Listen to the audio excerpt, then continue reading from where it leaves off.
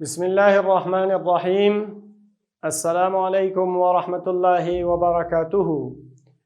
ګرانو شاګردانو، الله جل جلاله دې وکړي چې روغ جوړ او خوشحاله اوسئ. ګرانو زده کوونکو، زموږ او ستاسو نننی درس شپږم درس دی. زموږ اساسو مضمون دی قرآن کریم او موضوع مو د حروفو ده. حروف هجا نقطه دار، حروف هجا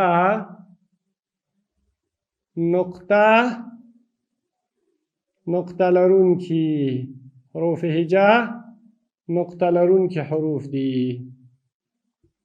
نو ګرانو شاګردانو، نننی درس چې موږ او تاسو په کتاب کې ګورو څوم درس دی ګرانو شاګردانو؟ شپږم درس دی. څوم درس ده؟ شپږم درس ده چې په دې درس کې به موږ هغه حروف وایو کوم حروف چې نقطه لري. مخکې له دې نه موږ په درسونو کې ویلي چې کوم حروف نقطه لرونکي دي او کوم حروف غیر نقطه لرونکي دي، یعنې نقطه نه لري. نو ګرانو شاګردانو، اوس به شروع کړو د لومړي حرف څخه د حروف هجا یا الف با حروف چې نقطه لري. هغه 15 حروف دي. څو حروف دي؟ 15. ټول حروف هجا څو وو؟ 29. څو وو؟ 29 ګرانو شاګردانو.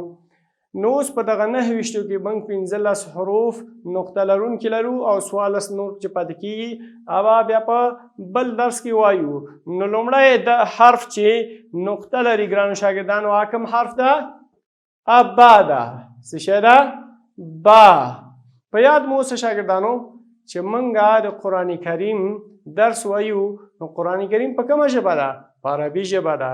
نو کوشش به دا کوو چې دا کوم حروف وایو په عربي لهجې سره یې ووایو. په کومه لهجې سره؟ عربي لهجې سره. ما سره تکرار کړئ ګرانو شاګردانو. با با با. د دې نه وروستی چې کوم حرف موږ او تاسو وایو ګرانو شاګردانو، هغه ورپسې حرف دی حروف هجاو څخه چې څه شی ده؟ تا. څه شی ده؟ تا. د ژبې سوکه او د بره غاښونو سوکې دي. تا. ګران شاګردانو سره تکرار کړئ. تا تا تا. دا حرف هم تاسو یاد کړو او مخکې مو تکرار کړی وو. اوس هم موږ او تاسو نقطه لرونکي حروف یو ځل ګورو، شکل یې ګورو، هغه سره اشنا کیږو. نو دریم نقطه لرونکی حرف څه شی ده؟ ثا. تکرار کړئ را سره. ثا. تکرار کړئ. ثا. دریم حرف نقطه لرونکی هم موږ او تاسو ګرانو شاګردانو پیژنده. ورپسې راځو ګرانو شاګردانو څلورم حرف ته چې هغه څه ده؟ جیم ده. په عربي کې موږ او تاسو په تیرو درسونو کې ویل چې هر یو حرف د هغه نوم له 2 حروفو نه زیات وي، نو هغه کې به موږ مد کوو. څه شی به کوو؟ مد به کوو. نو د دې ادا به څه رقمي؟ جیم. په اندازه د 6 حرکتونو، اما په حروف مقطعاتو کې په قرآن کریم کې ذکر نه ده شوی. بل کوم حرف چې موږ او تاسو نقطه لرونکی وایو چې د جیم څخه فرق په دې ده چې جیم په منځ کې نقطه درلوده او دا یې د پاسه نقطه لري. دا څه ده؟ اشنا سئ ورسره طبعا. څه ده؟ خا. څه ده؟ خا.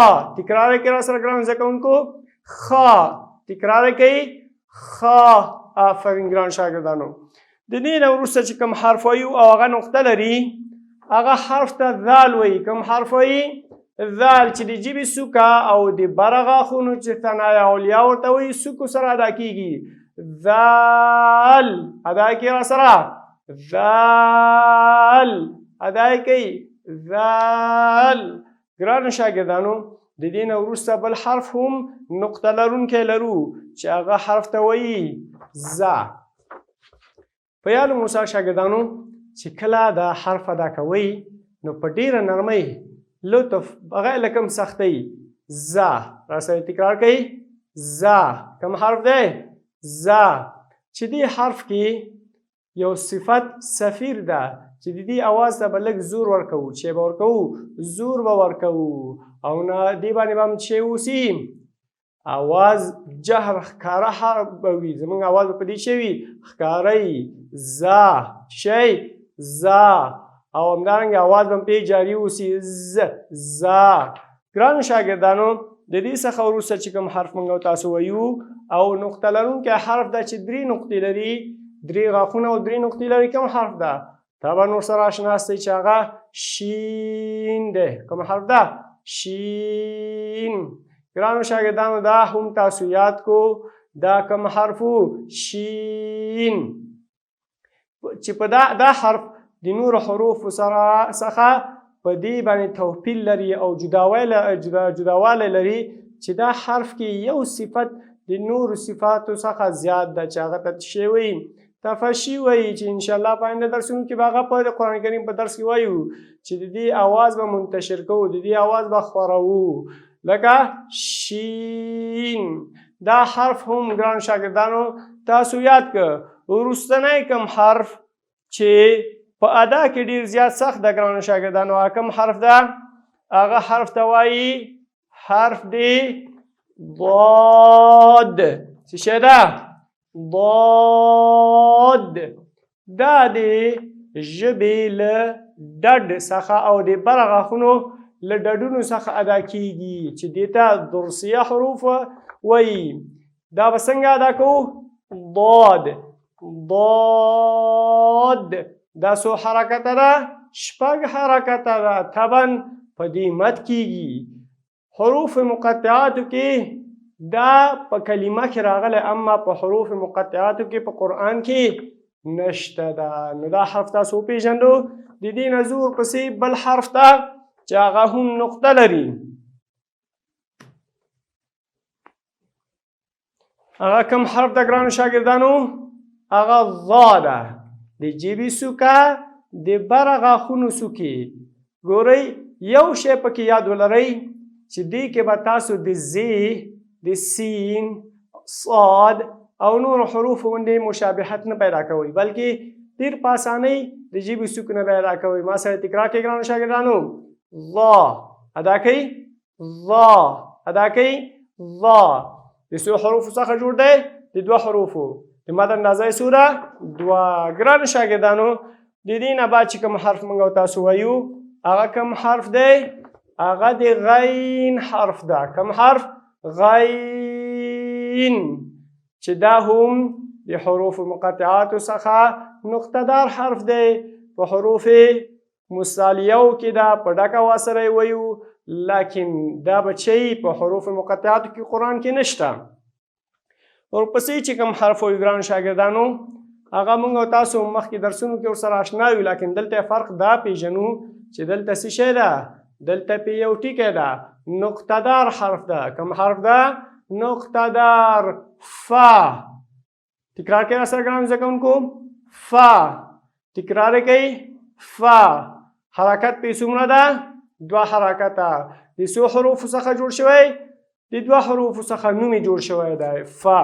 ورپسې راځو ګرانو شاګردانو هغه حرف چې اکثر خلک په ویلو کې غلطي کوي په تیره زمونږه همسایهګان او یا نور هغه خلک چې فصیحه دري ژبې دي، فصیحه پښتانه دي، هغوی دا غلطي نه کوي. اما بعضې زمونږ همسایهګان دا حرف په لوی قاف او وړوکي قاف باندې پیژني. دا غلطه خبره ده، بلکې دا یو حرف ده چې خپل نوم لري. چیرې ګران زده کوونکو راسره تکرار کوي.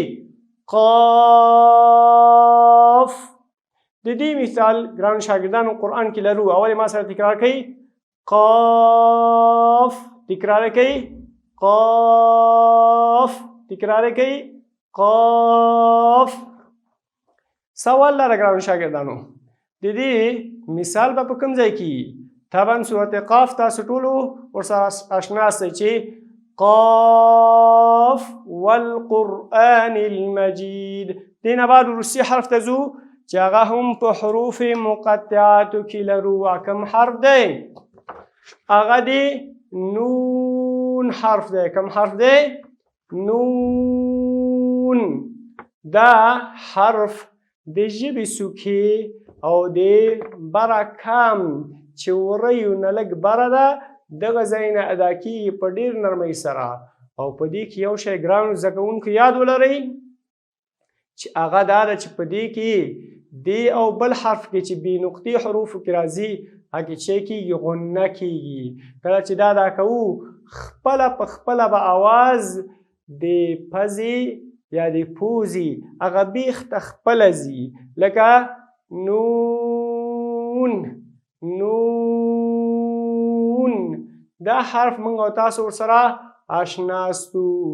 نو دا حرف چې کله موږ وایو په قرآن کریم کې د دې مثال هم لرو ګرانو زده کوونکو. اول ما سره تکرار کوي بیا مثال ته ځو. نون ادای کوي نون ادای کوي نون.